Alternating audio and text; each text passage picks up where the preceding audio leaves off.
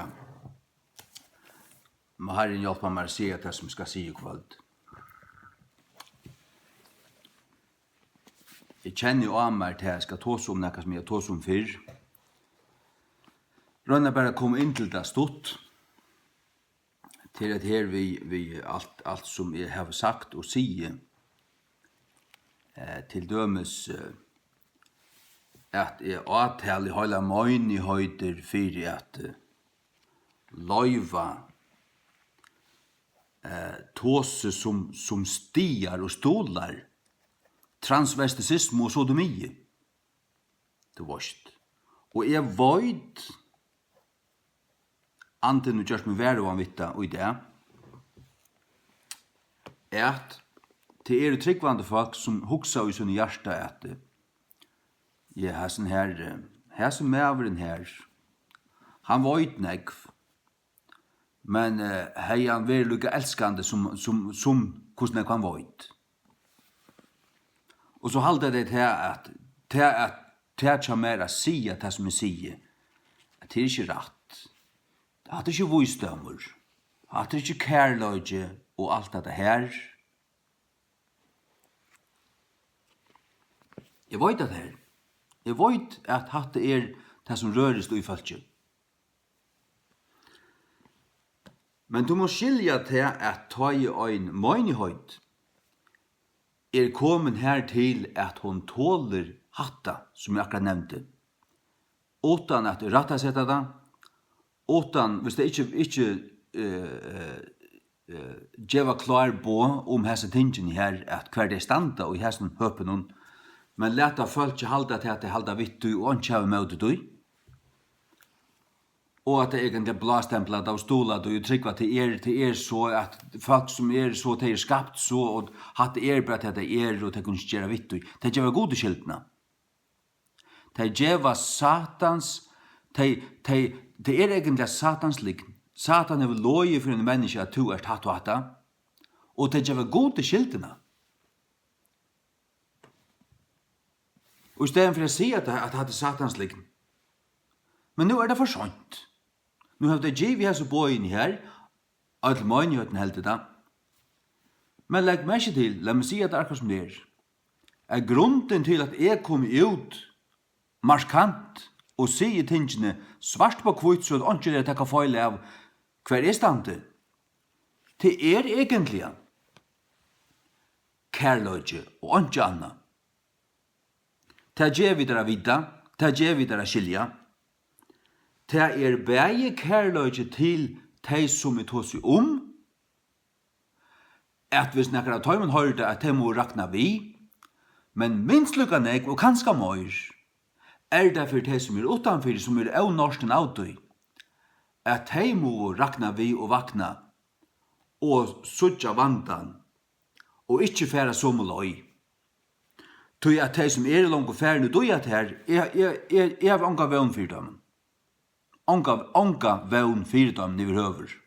Det blind, slukka møgnjøder og tykknar til fengt av Satan, Lorsland og pastoren tykknar til fengt av Satan, og til rokken ikkje vi kunne gjøre størvis vi. Det som leie ut nå her fire for en av vikosøyene om at God skapte deg God skapte deg kall og kall inno. Og jeg tås med disse tingene her, du kan slurste etter det, jeg halte til ut ved en tøyma lengt. Her åpner jeg fullstendig disse tingene her. Og da jeg gjørst til innsleie, så kom neste dæveren, og jeg skulle legge det ut, og jeg hukse bare nøy. Leta færre. Hatt det for kontroversielt. La vera. Du kanskje trakka bare alle mulige til du får bare troblager av sånn. Men vi tog innstillingen noen som dæveren løy, og jeg skulle legge det ut. Så fikk jeg avfri atter hinveien. Altså, du kan ikke bli så kaldur. Du kan ikke bli så egoistiskur at du bare huksar om at varvøyda tøyt egna skinn og tøyt egna navn og forast, eller ja, omgänga, sier man av danskon, jeg vil si forast til at komme ut i trobeløykar, forast til at komme ut i krampelasjo, strui kanska, og imest anna. Ja, kvært man ta gaur vi? Seg sjálvan og bæra seg sjálvan. Øye som en Guds mævur og en Guds tænare at hugsa agavan tja fjaldene. Ifri gode. Og ta spurninga som kom til mun, du kan ikke være så kaldur. Du kan ikke være så egoistiskur at du ikke vil køyra det ut, og så du sier sannløykan, åpne egene til blindum falskje. Du måste åpne egene til blindum falskje. Annars vil det løyt og tidsin til fenga av ulven. Jeg ikke tan gau hiren til bare Jesus, men jeg jo en underhire. Peter skriver om det.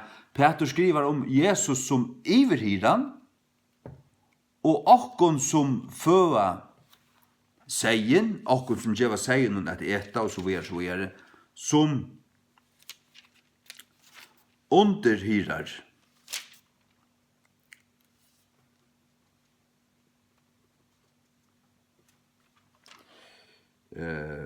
Ja, det var altså ikke alt som jeg skulle fære at lese, men jo, 17 Peter 5, fra vers 8. Hinnar eldstu som tykkara middelun formen som òsni jo en eldste, og eit vittne til loyingar Krists, og òsni en lottakar ut tørre durd som skal være oppenbæra. Føye til fylgje Guds som tykkara middelun, takkande omsjånena iver tøy, ikkje av tvingsle, men viljane. Ikkje fyrir skittnan vinning, men av fusen hoa, fyrir hardan sjálvan, og fyrir tei, fyrir torra skilt, offra seg sjálvan. Ja, og heldur som verande harrar iver Guds arvalute, men verande fyredømer fyre fylgjennom. Så stendet det, og ta i høvus hiren skal byrstast, skulle tid mottaka durdarkrono som øyfallnar burstur. Hever du en høvus hira, så det hirar. Hirar. Det menn som skulle loja, og tala, og læra, og bæra Guds ord fram, som ganske ånder hitja til, etter løybøyning. Og det det som Johannes 20 stender en løyesvøyn. Her kallar Jesus tør som skulle passa seien for løyesvøynar. Løyesvøynar, lett å lese det. Men så kommer en ulvur til Satan og tar flutja løyesvøynarne tog at ta reiast, ta vilja bjarga seg sjálfun. Og seien vil spjattur og etin. Men Jesus sier seg sjálvan at han offrar seg sjálvan fyrir seien.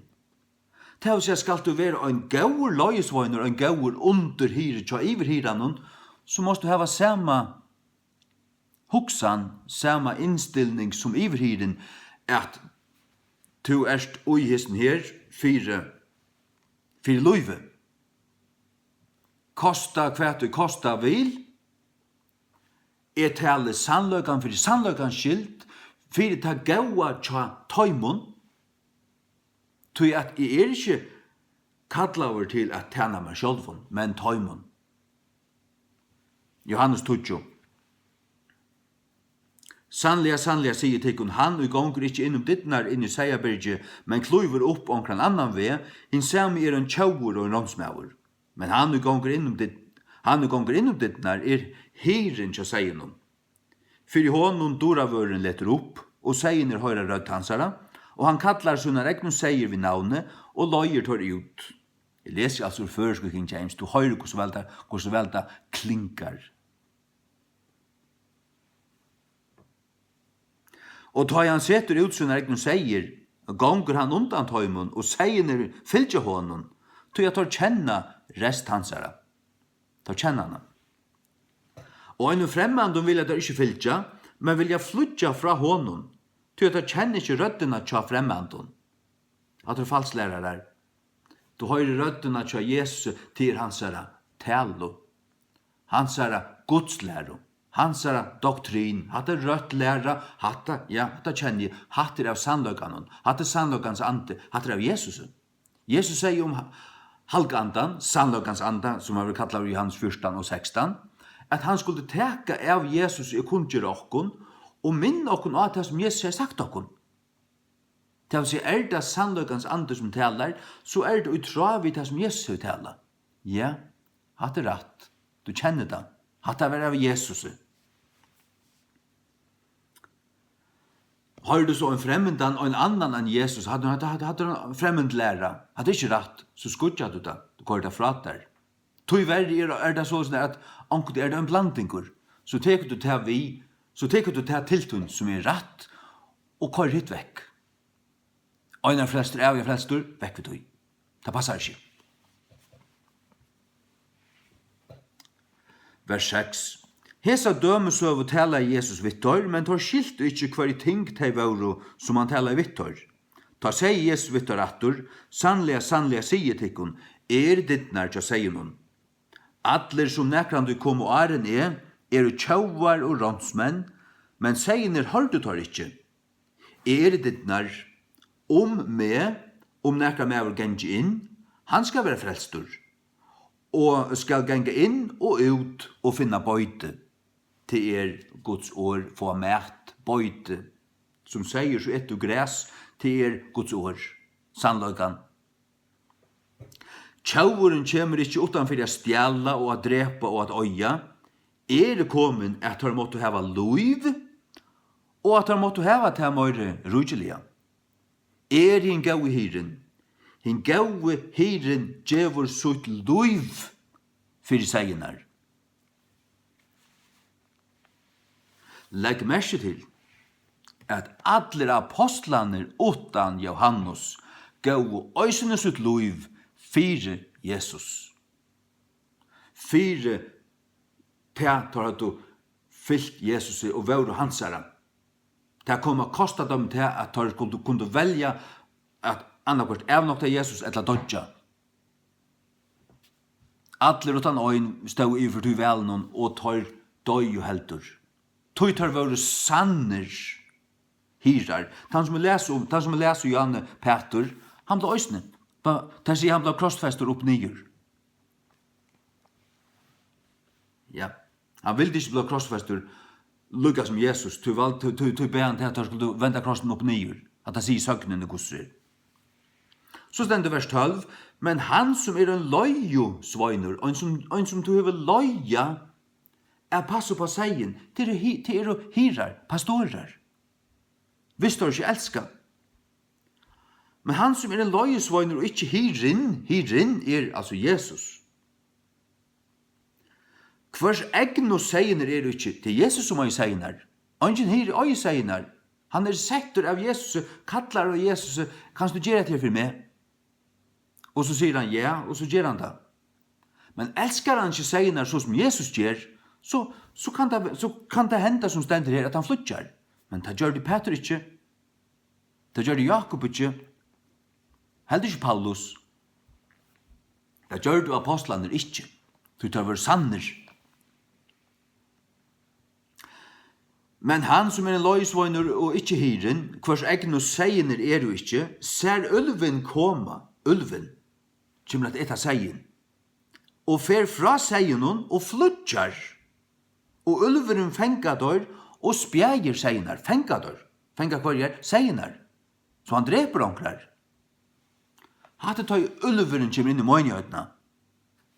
Du en rattur hire tøy, en gau løysvøyner, så flutjar du ikke. Så så stendet du her, så gjørst du som Peter og alle hinner som gav oss ut lov for seg her. Ta jeg høyre om det ble en amerikansk pastorer leislaten ur Iran for en 2-3 mann siden. Andrew, et eller annet, Andrew, ja. Og han har vært pastorer i Iran i 20 år, og frialig og ordentlig med, men var sett fast, og jeg sitter fast i 3 år halvdige. Men han var ikke, du sagt, han var ikke blevet borskur, han i bi, og han i tant, og han ikke mist hjärsta. Det altså ordentlig hyrar. Ordentlig hyrar. Ja. Og det som jeg vil komme inn til, det at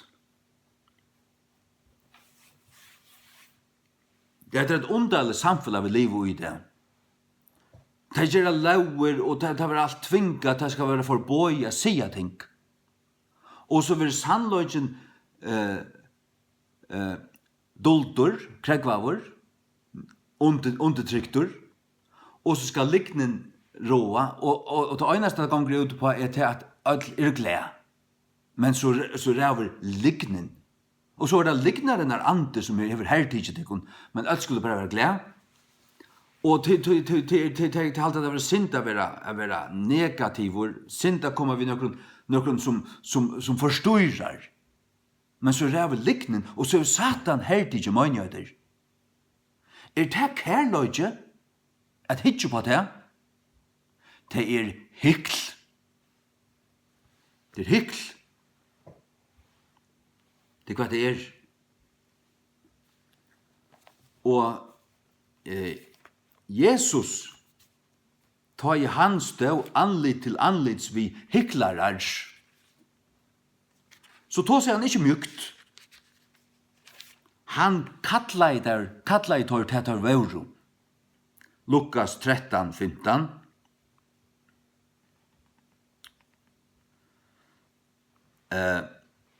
Fra 14. Og stjøtnerne av synagogene tog til åra vi harmavrøye. Av til Jesus hei grøtt av sabbatsdegen, og sier vi følge, til 6 dager og hver menn åtte at arbeida. Og i tøym tessvegna kom jo være grøtt, og ikkje av sabbatsdegen. Herren tar sværa i hånden og sier, tøyn hyklare. Løyser ikkje hver øyne av tykken av sabbaten sunn oksa eller sunn astna fra basen og løyrana sted til vattningar. Tøyn hyklare. Tøyn hyklare. Han stegga i honom og kallar han til at han vær. Tøy han elskar i sannløykan og han ville at sannløykan skulle råa. Falsk skulle hava sannløykan og ikkje liggen, ikkje nekka hyklarist lataraskap. Falskt. God i rongan ut i falska. Her som Guds ande av sonnen, her ræver sannløygen. Sannløygen. Tøy det ikkje liggen. Nei, tøy det ikkje heter at kalla liggen for liggen, og kalla hyklarar for hyklarar, og kalla løysvøynar som ræveskudar og flutje undan, for akkurat etter og så videre. Det ikkje heter. Jeg vil si at det kunne at det ikke heter fra munnesøye at jeg velger å komme ut og ta som et her. At jeg har gjort det. Det ikke heter til nekkan som helst. Det ikke borstløyge. Det ikke et hjärsta som innskjer at så splitt eller løysa ting opp eller nekkan som helst.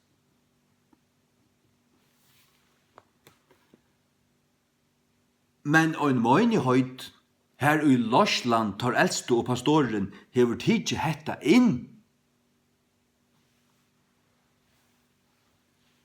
Her suttje såløsnare på hatta, at her støvan så hatteslig, og tingene færen ikkje bare ut mot marsjen, til langt færi iver omstrikene. At her ikke a boja vi.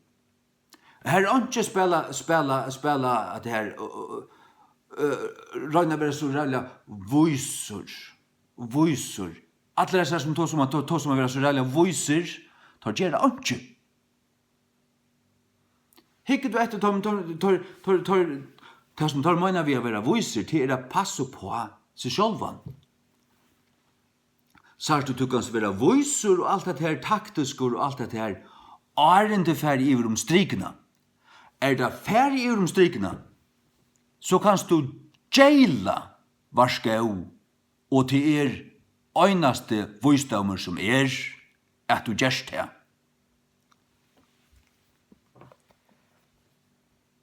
Ta så möte som blir strömma. Här och i en farfraur med vår tåsar fyrje kinskifte och här vi transvestisism och här vi sodomie. Och anken och möjligheten steggar någon eller röbavarska eller något som helst. Så huxar jag sådär snär. Jag också under det att hej ein ver i möjligheten som är röst upp och skralla. Eller färdig upp trampande och hala mannen borstor. Här släppte sig att stand och lära så satans svans om man så inte var pastorer. Om man så bara var en minusgängare som gör det där. Om man så blev danset till hans veckor. Så har jag sagt, här var en ordentlig med över i möjlighetene. Nastan oansett vad han är gjort. Nastan. Allt innanför ett avvist marsk, du vet. Utan att göra några möjn, utan att bli brutaler. Men om man så är jaila och om man så är bannast. Och i sån höjta sinne. Och okej, ta åt jag inte göra, men jag har sagt, allikevel har sagt. Här var en ordentlig med över. Här var en som ikke finnes jo i snær. En rastkikkaver. Ja, kanskje feilande.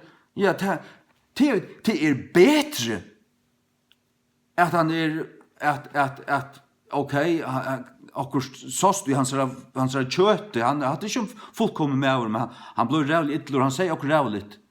Ja, men hinner så att du inte. Så du helt det är hampelig med fänka av Satan. Så rävliga är allt. Det är inte enklar. Det är skojt på i hötten nu. Det kan du tacka fram här. Det är det. Bokstavliga. Starblind andaliga. Rävskojtar. Löjesvågnar som inte är uppgavna vaksner iverhöver. Ikke andliga vitande. Ikke upplyst om hva Bibelen lærer, hva grønnsan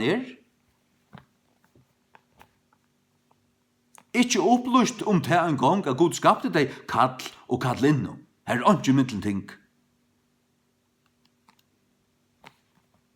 Ikke upplyst om det basala at et menneske som født vi mannlige kinsorganet det hever XY-kromosom 200 milliarder ferir stempla av hverja cellu og i sin kroppe. Og i DNA-en og ødlun. Det øynaste som ferir av leie til kjenslene er ønskjana. Sånn kan man ta som det øyne vid, øyne laknalige. Øyne. Nå, så jeg har røyna samvisko. Og jeg vet at Gud vet, jeg vet at sannløgjen er til, fra mine hjärsta er det remaste kærløgj. Det er kærløgj at sia falske sannløgjan, at dilja sannløgjan og køyra vujar bæra. Nei, hadde her hatt forfarlig tidbragesn her, til omgande kærløgj, og heller er det vusdømmer. Det er bare rævskuttarui, og egentlig tremannskaper.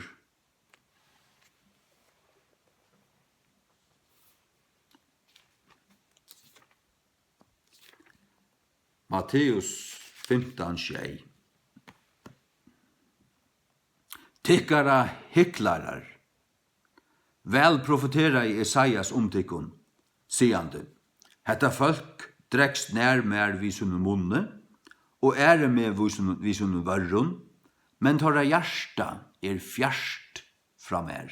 Tykkara hyklarar.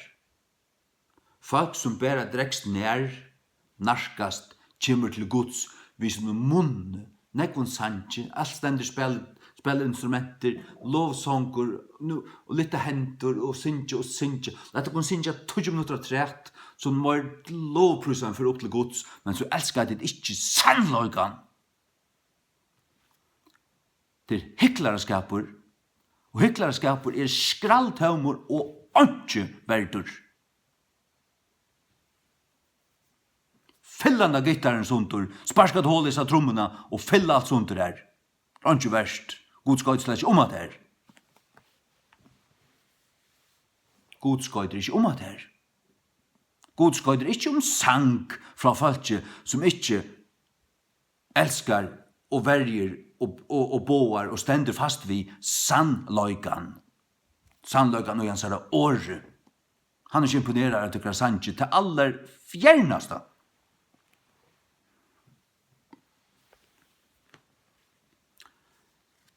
Efesus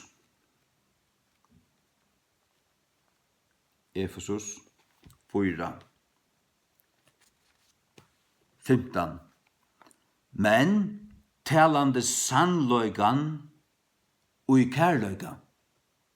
Talande sannløygan og i kærløyga. Med å vakse opp inn i han og i ødlun loton som høtte enn ta Kristus. Talande sannløygan og i kærløyga. Ja, hva er det å øveta? At tala sannløygan og i hætre? Blir det til?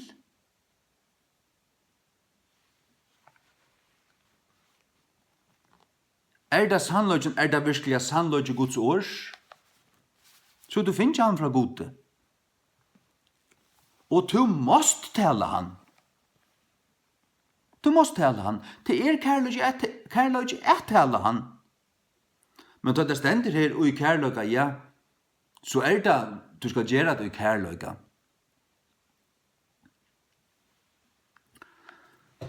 Så vil jeg spørre deg, du som kjenner til denne Bibel, ta i Jesus mengastane brukte herra talo i for farseeren og Matteus 23, en heilig kapittel her som han flanger alle farseerne av her i tempelen. Hva var det for noe? Tykkara hyklarar, hvordan kunne de komast undan heldøming helvedes? Det tvøyfald helvedes bøtten og alt det her dutt. Hva Jesus ikke kærløyge? God ikke kærløyge? Hva taler Jesus ut fra her, var han borskur? Nei. Så har du torvåre øysnefarder iver og en striko. Egentlig det så at god djever falskje en avværing, kanskje en for en sørste avværing. Det er at her vil ikke oss den farseeren her. Torvåre altså i helvete. Utan anker hendinga undantak som er i tro av Jesus Krist, Guds Messias. Kanskje Nicodemus og anker andre kanskje. Men legg meg ikke til det som motiverer Jesus til kærløyge. Det det til å være kærløyge til tøyr. Så det ikke til han vanta til drøy. Så det ikke altså han vil det egentlig ruske ut der. Til må ikke her, til må vakna. Det var nei. Og nei. Og det egentlig sannur kærløyge. Det det. Det det. Og legg meg ikke til at ta i støvan vær sånn som vi er her i Matteus 23, som du kjenner. Du kan spørre, hvis du ikke kjenner Matteus 23, takk så slå han opp i kveld. Og leser Matteus 23 alt i djøgnen. Jesus tåsar vi en farisera flokk her i tempelen i Jerusalem og sier til at det var lukket som et sørsta utkall. Men egentlig var det en nei for tøymon. Men øystene til at de årene ble tala til så at de utan ombering. De har angan omskyldning, som man sier. De ble dømter. De ble avværeier. De ble avværeier. Det Guds kærløgje, at han sendte en mann, omkran annan, eller kvann som helst, som ber avværingene. Og kanskje særfalt ikke til. Her som er så ytler, her som det var fordømende. Ja, det var fordømende en renga støv. Det var til at sannløgjen Guds ord ble sagt en renga støv. Det kan det ikke annet være fordømende. Synd og falsklæra og å gautaka synd og blastempla synd, det må fordømast. Og å gjøre det ikke hætur. Det kærløgje. Kærløgje til Guds, kærløgje til sannløgjan, og her vi sannløgjans anda, høyla andan, og kærløgje til alt Guds folk. Det det. Hvis du skilder hatta, så fengar du essensen i hesten her innslanden her.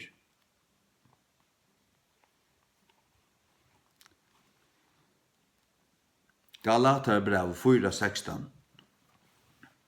Her sier Paulus, tøy våren tykkara futjende, av tøy at sier tykkun sannløygan. Du kjenner Galaterbrevet. Ta var farne borste fra gledebåskapen, ta hadde omskåret seg, for at hadde givet seg under Mauselov som vet til frelse. Paulus sier til du faller fra Kristi. Det du faller fra, det faller ur nøyene. Det skilter fra Kristi, hvis det gjør et som det har gjort det her. Og han, tar av å finne at brev gjør det rattelig, skjeltgeir. Alt møgnjøten her. Og Paulus visste til at nå får det ikke være så gøy med. Nu får det råkna med som futsjenda. De får råkna han som futsjenda. Han var ikke tala futsjende. Men Paulus visste sannløkken om at her, han skrivet om just det som sannløkken var. Det var det som det hadde bruk for å få. Anke anna i gagna dømen. Hvis han liffra dømen og nå sa det der, jeg gonger alt vel satt og gån. Vi gjør det en gav og valgsiktende ikke noe her og det var nøy, Paulus sier dem akkurat som støvan var, og det var oppiheilig tøynder. Og nå spyr Paulus tøy, det tøy våren tykkara futjende av tøy at det sier tykkun sannløygan? Det kan ikke være. Så heter det sannløygan. Hvis ein båbere sannløygans bliv tøyn futjende, orsaka av tøy at han sier det sannløygan, så du av liknende. Så du djupt inn i myskre. Og enden vil til at du vil satansbad. Hvis du ikke raknar vi, og vaknar til alvor og til rattvise, og vender liknende og syndene bætje, og rønsade, gonger rattan ved, så kjem du genge dev. Ta i blindur, løyer blindan, ta enda der bajer i vøydene. Til helvede.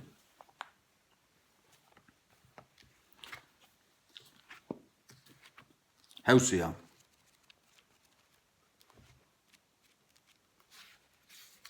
Tuccio.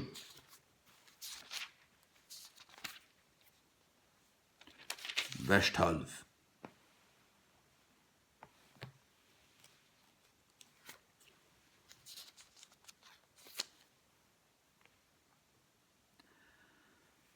Hausia 12.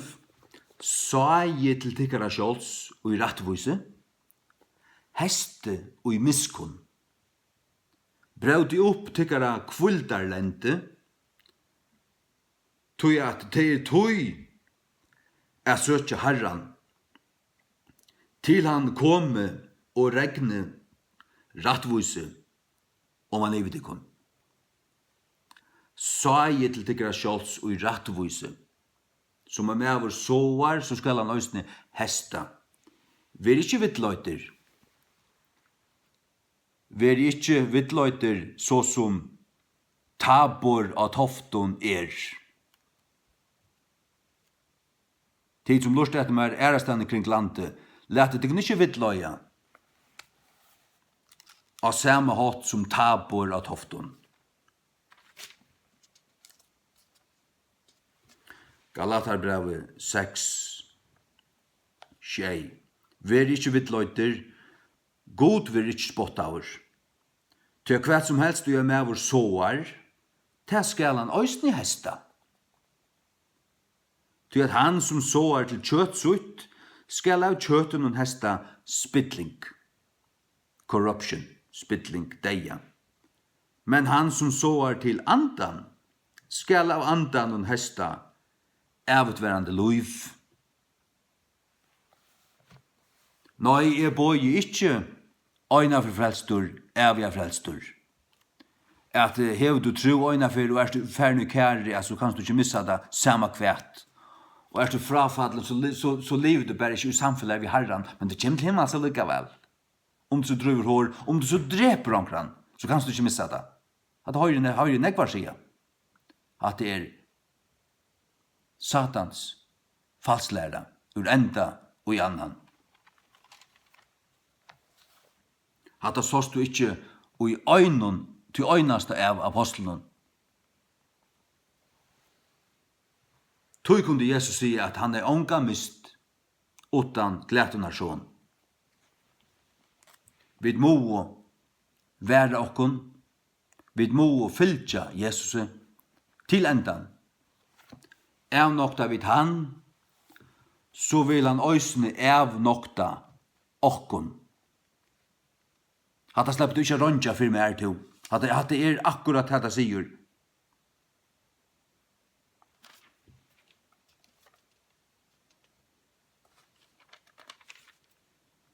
Jeg vil slett ikke være lærd Guds ord av hverjum som helst.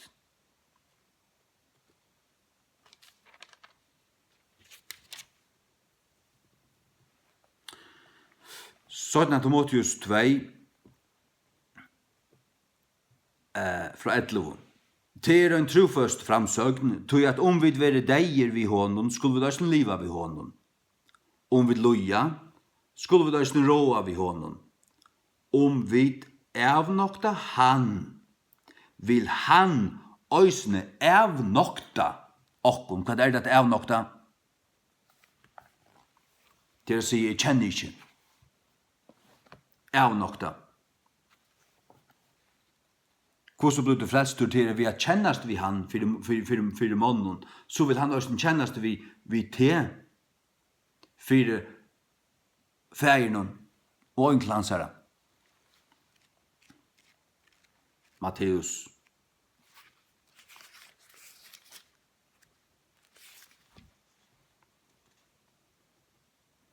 Matteus. Er ikke her. Ja, er i Markus, omkylda. Matteus 20.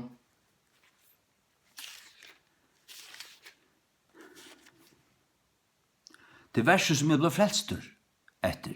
Frans Petersen er akkurat vittna etter verset. Utja, Sjømansson i Ronavik. Nå kjent 26. 26. januar. I 26. Klokkan 4:20. Matteus 20, 32. Hver som helst og du skal jotta med framme fyrir månen. Han vil òsne jotta framme fyrir fægirmånen som er i himmelen. Men hver som helst og skal avnokta med framme fyrir månen. Han vil òsne avnokta fyrir fægirmånen som er i himmelen. Ikke fær to og avnokta Jesus. Nå tar klokkan 12:12. Det stender om det til Peter. Peter skriver om det at det skulle komme svika profeter og sørste tog, falske profeter, middelfaksins, og da skulle du avnokta herran som kjøpte dør, og skulle føre på seg snæra øying, swift destruction. 17 Peter 2 fra vers 8, om man iver tabor, og alle andre som fylgja tabor.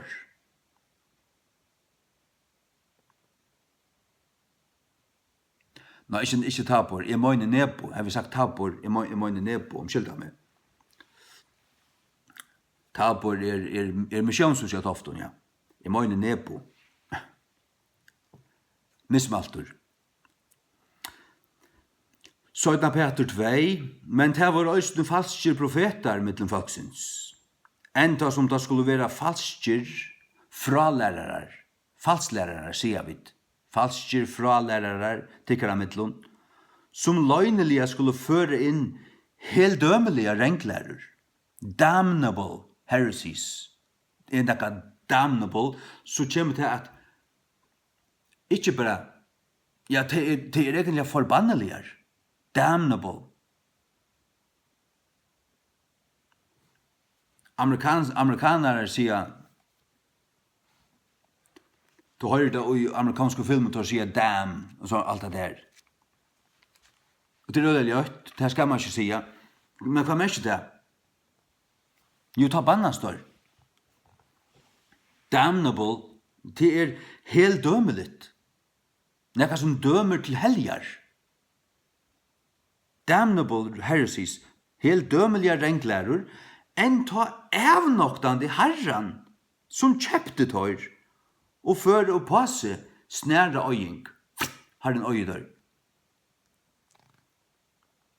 Og mennesker skulle fylgja tørre hervelige vevun, vi grundakvarium, til å si oppa grundakvarium, sannløkans vevur skal være illt talavrum. Sannløkans vevur. Sannløkans vevur. Jesus sier, vevuren, sannløgjen og løyve. Vevuren, sannløgjen og løyve. At det hører saman. At det er åkt, at det er øyn vevur. Du gonger ikke av venen utan du hever sannløygan. Du kommer ikke til det evige løyve utan du erst av venen og gonger i sannløygan. Du måst elska sannløygan. Det er ongan tøy kærløyge at tia sannløygan bostur. Du sier som sier Jan at hei da vil jeg med som blod den. Altså man sier her sikringen er brostu og han er jo jaila. Det er øynast med som er i ordan. Det er øynast med som er i ordan. Men han skal nok være sagt det av øtlen hinnom være i ordan, men han var i ordan. Så som jeg er på at det her, jeg så ikke at det skriftene.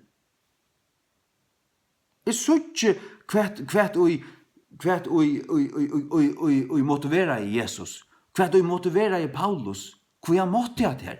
Men hvordan er det vært annars? Hvordan er det vært? Og jeg så ikke til at ta i de som du tåser vi i det fire, er jo færen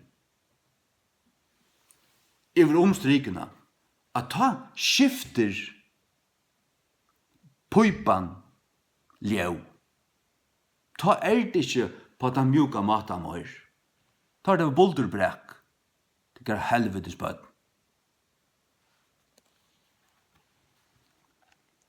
Helvetes bøtten? Hva var det om til? Ja, jeg vet. Smøylande helvetes bøtten. Løyesvøyna skræputjalvingar. Rævuskuitar. Ikke hyrar. Ikke hyrar. Hvis det ikke venter så får det et ånga kron i himmelen. Jeg trykker ikke til koma til himmels en gang. Men det er alltid tid kanskje. Ja, hva kan så røyna vittikon hvis du kunne leva og genge ut i myskri og halda til at du ikke kunne missa nekka som helst? Hva kan så røyna vittikon? Tog dette en helt dømelig renklæra og i forveien. Det kan nesten ikke røyna vi øyn som heldig til at lukka mykje kvært, så kan han ikke missa det. Så hvordan tid ikke kunne bliva vittløy til som tryggva seg falsklæreren her, det vet jeg ikke. Du vet støv og du trygg og du lærer som jeg har, så du er sånn at jeg må passe på meg, jeg må være vekken. Det er ikke automatisk alt å holde. Jesus kører ikke med fra seg. Han avnokter ikke med hvis jeg ikke avnokter han. Jeg var deg og Arna gjør det med livande. Jeg kan dodge atter. Det er særst i åpenberingen 2, det som altså han sier vi øyne Sardis, angelen, det vil si hiran, tja møynjøyden Sardis, vakna og styrk alt som at dodja. At dodja. Det var at dodja. Det vil si at hei var livande. Men det var fyr vi at dodja. Det var nesten det. Han skulle vakna og styrkja det. Styrkja det. Hvis han ikke gjør det, hva hender så døy det. Han tåser altså her vi en møynjøyd. Øyna møynjøyd.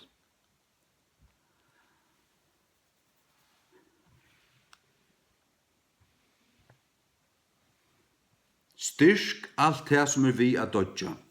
Og at det sørste øysene i luknelsen om vintreie og grøynanar. Jesus vintreie videre grøynanar. Hvis en grøyn av hånden ikke blir avvøkst, så vil den skåren av. Og hun dør. Det vil samle sammen, og det vil brentar. Vit og ter grøynanar. Ja, så oppfinner det bare dispensationslærerne og forklarer det alt borster, pette alt sånt og sier hatt det galt her, hatt det galt Jeg vil ikke høre et ord som det av å si. Det er ikke møte i øynene året som de sier, ta det tåse hatta. Falsklæren.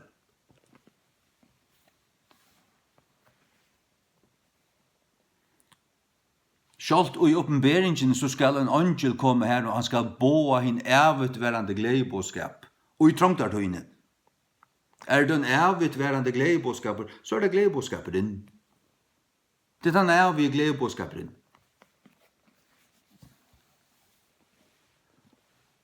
Guds nøye. Og til altså, og så en Jesus kom og betalte, så ikke gledebåskaper utanfor det her. Men det stender i oppenberingen han var slatra av en grunnlegging veralderen der. Så i Guds hjärsta, i Guds plan, i Guds hoa, så var han noe slatra av han började skapa allt. Han visste det människan för att falla. Och han långt avrått. Ja, jag ger en bjärging, jag sänder min son. Jag lofte dig. Jeg ger en utve. Tøystendet han ble slatra av en grunnlegging veralderen der. Tøy det at han ved gledebådskaperen. Øysen i alt det som du sørste i Gamla testamentet, her som du applikerer blå av en løydalesen lampe og alt det her, det vittnar til Jesu blå. Det pøykar i møtetøy. Det pøykar i møtetøy. Det kunne du så bare dekka. Det kunne du bare gjøre en tøyar avmarskaya søvning. Men i trygg av Guds år og i lyttene møte gode, så hei det tokka tja gode. Ja, halleluja. Ja, lukka som Abraham gjør det. Han var løyen Guds rødd og fyllt i hånden i trygg. Og det var også noen rettvise. Han tror og gode. Ja. Nei, det standest inn, og som jeg sier, sage og i rettvise. Dette kan tro vi til etter. I Jesu navnet. Nei, så at jeg vil bare si at det kun ødlund til som lurt etter meg, at jeg vil øyne hver i menighet, og øyne hver i ødlund kristnun, og ødlund falske bare vel. Tøy tås i sannløygan. Tid skulle lære å kjenne sannløygan, og sannløygan skal gjøre det kun frujar. Sannløygan. Og det ikke akkur psykist. Det ikke som man får til psykolog, og du kommer ut i en tunnel, og det ikke nekka såler, så pjatt. Det skal ikke forvekslas ved psykologi på nekra måte. Det inni her, innvendiga, i andan. Johannes 8:32, og til skulle kjenne sannløygan, og sannløygen skal gjøre tikkun frujar. Halleluja. At det har vi oppleva, at kjenne sannløyga Guds års møyre og møyre, og sannløygen har gjort med frujan. Frujan fra syndabondun og syndun som hadde valgt i meg, knappt så brottna i det. Bonden er brustebæra. Unga forbund eller nekka som, ingen demoner eller nekka som helst. Jeg unga demon haft, så jeg ble frelstur. Jeg unga demon haft alt mitt liv. Var det ikke nekka demon, nekka han tøy.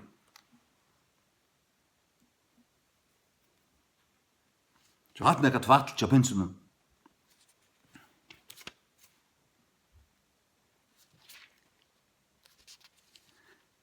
Hausia 12 alt attur. Sæje tiltikkara sjåls og i rattvise.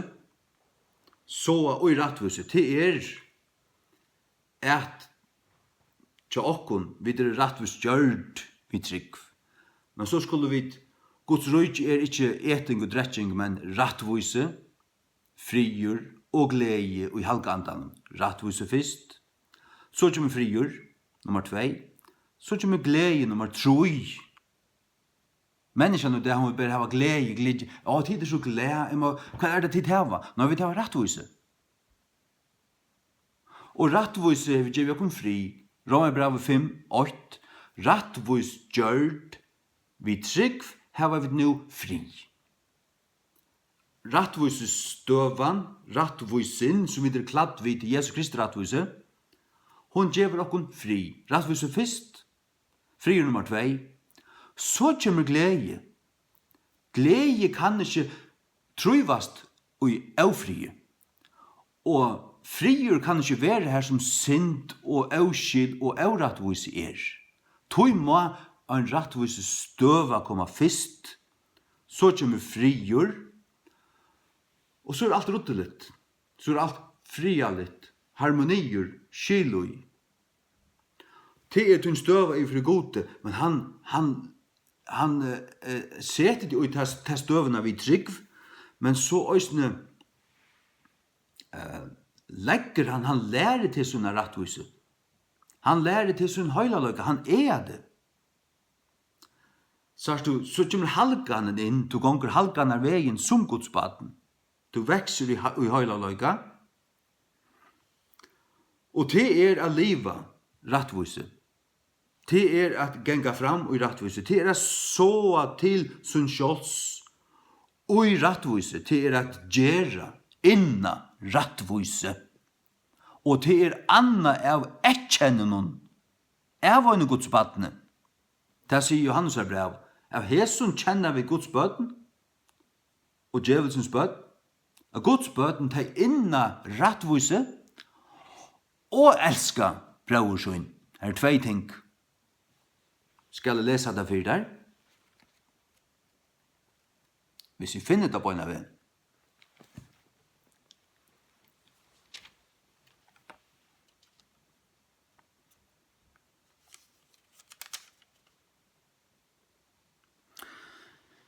Første Johannes 3:20. Og i hesun det bøten Guds eisøyn og bøten djevelsens. Hver som helst og gjer ikke rattvise. Det også vi sannløkene gjøre. Du kan ikke gjøre rattvise, men fylgja liggen. Fylgja du liggen, så lever du sint. Det har sammen. Lignen ut i myskrenum. Sannløyge, rattvise, kærløyge og ljós har saman. Det er ljósens rydje. Vi må live i tog som vi er sett i.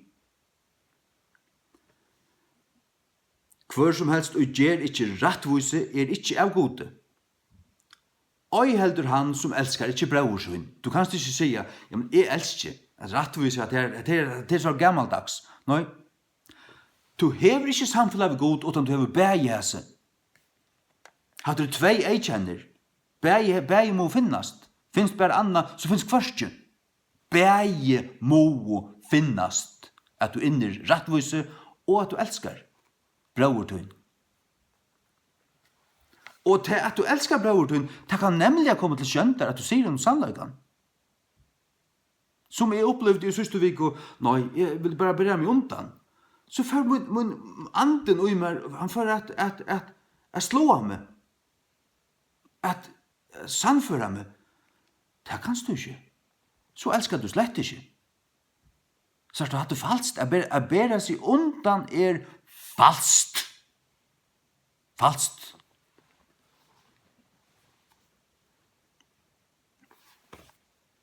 Atur til hausia.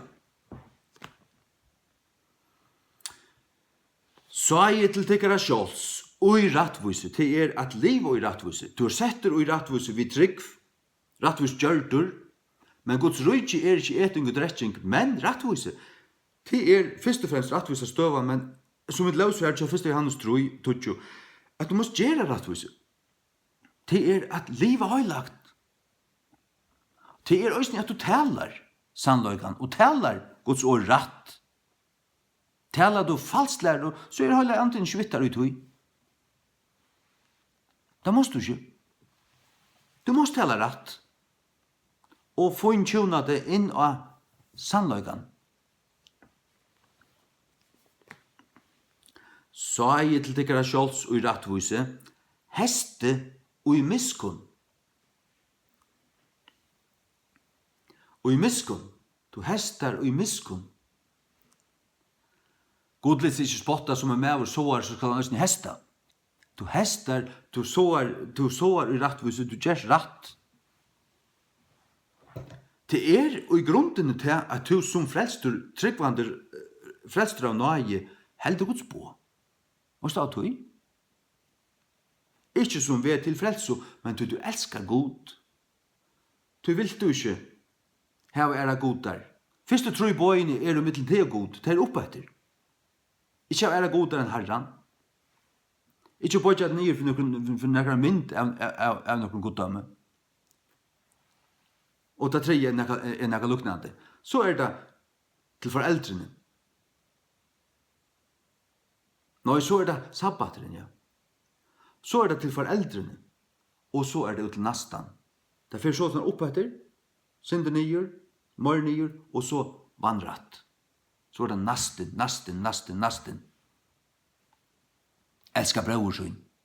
Så løyer du ikke fyrir noen. Du først ikke drøver hår ved hans av konen. Du først ikke stjæla fra noen. Ditten og datten. At det kærløyge. Hatt ikke tvang. Men hev du ikke andan ut der, du ikke frelster, så klarer du ikke å bære det her. Men du frelster, bor Guds ande ut der, du et endefødt menneske, god bor ut der. Og så hever han skriva sånne lov av hjertetalver av kjøttet, og så vil du. Jeg vil snakke annet. Jeg vil at det her. Så sånn elsker jeg. Så sånn elsker jeg god først. Og så mine foreldre vil ære de gamle, og mine foreldre, og vi er jo dette. Hatt det Guds løyve. Det som vreka det tog bøyene til videre, ikke hva det tås om.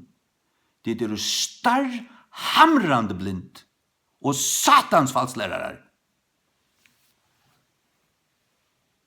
Dola mævren og ferru. Skammet til av til satans bøyd.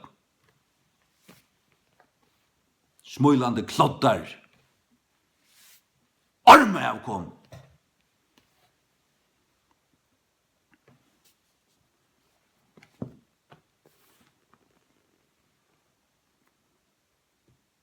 Hesti i rattvise. Brauti opp til kara kvildar lente. Du akkurat røkt, akkurat diska i urstagærnen. Men så det kvuldarlente.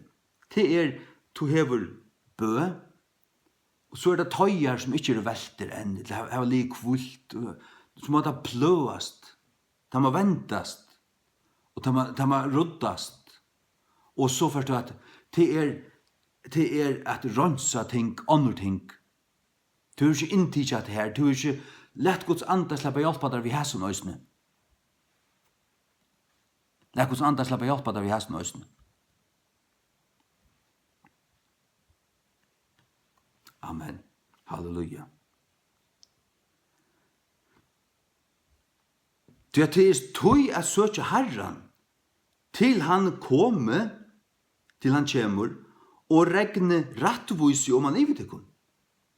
Så heist det også mer rattvise. Så stendet det vers 13, til det var pløtt vansko. Vanska ønskaper, til det var pløtt det hadde pløtt vansko. Nedpå, det pløa vansko. Det hyklare klottar, og her til blind. Kjenn ikke rattvise, kjenn ikke Guds ord.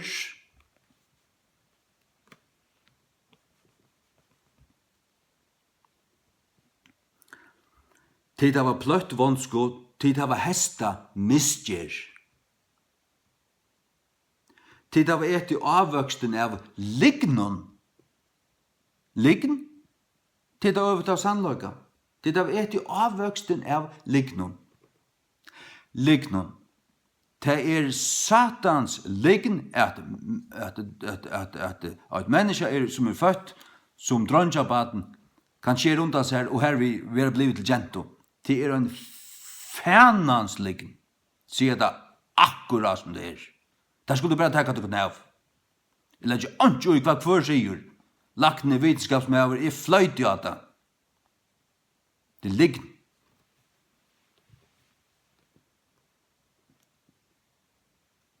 Da jeg sier fænans, så bannes det ikke, så sier det så kraftig som vi kan, for at du skal forstanda det, og heva horsta, og horsta skal du altså få fra mer. Tog at de elsker det.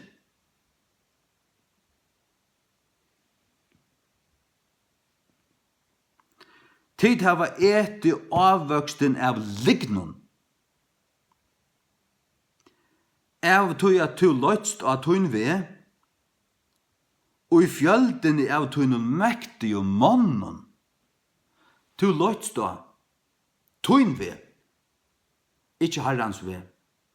Og i fjölden av tøyn mektig og mannen banna vir han som vir han, og gjever kjøtt som armsøyn.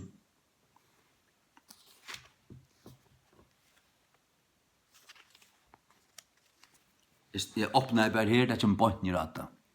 Jeremia 16, 5. Sva sier Herren, bannar virt han mever som trøstar av mann, og gjer kjøtt til armsøyn, og hvers hjärsta vøyger fra Herren. Herren vil ha til hjärsta.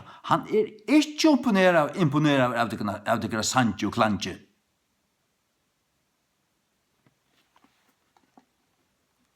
Faktisk stendet det øyne for de lutte profeten. Herren sier, vet du, fer vekk vi som musikken.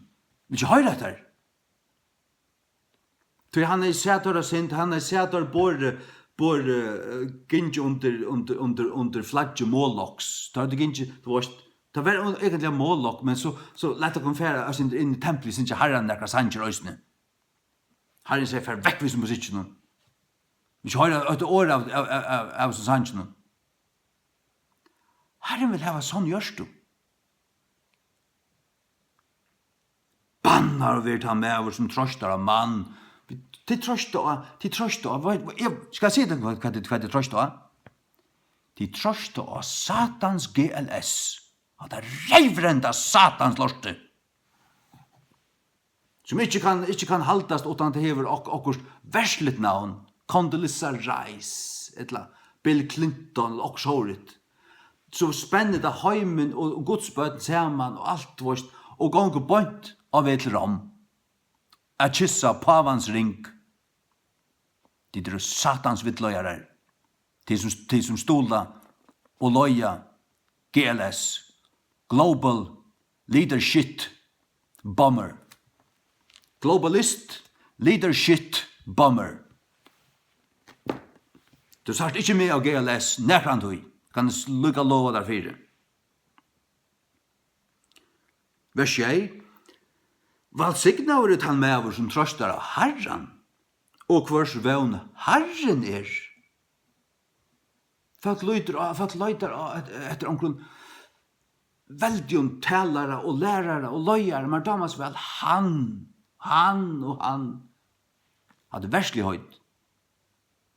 Lett Herren sjálvan vera tøyn hyra og tøyn løyere og tøyn trøst og tøyn vevn og alt.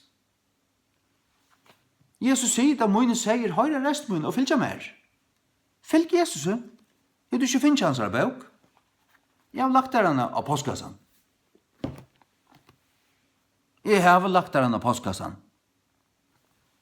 Ikke bare jeg, men også når jeg er med i Høyvøk, som jeg bor i Høyvøk og Sindri Havn.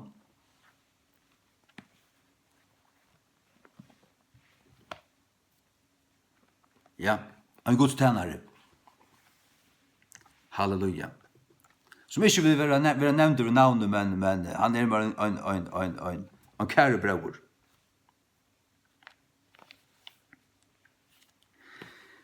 Anna Johannes brev vers 2.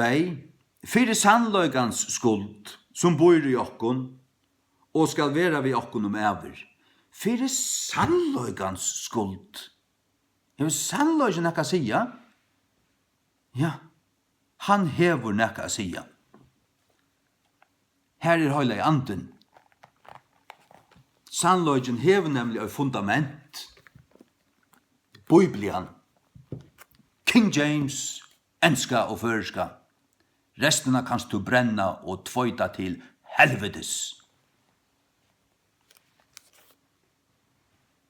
Du er blanda, det er ikke rønt.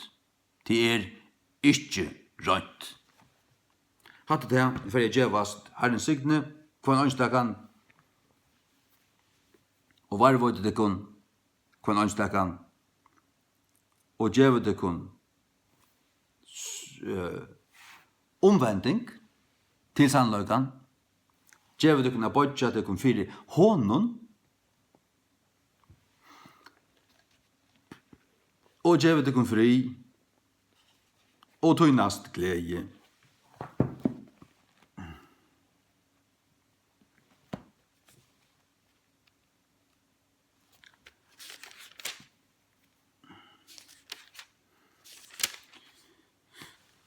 Rom 14:16. Til at kongadømme Guds er ikke mætur og drekka, men rattvise, og friur, og glede, og i halka andan. Til er kongadømme Guds, til vi du sagt, Guds rujtje. Kongadømme Guds. Vi tar nemlig en kong, og et rujtje er en køysara. Jeg har paven dans med en køysara. Jeg har en kong. Kongan av kong. Rom er rujtje hei Cæsar. Og vet du hvor Cæsar er det? Det er paven i Rom. Du er det grad bøyblir, pavans bøyblir.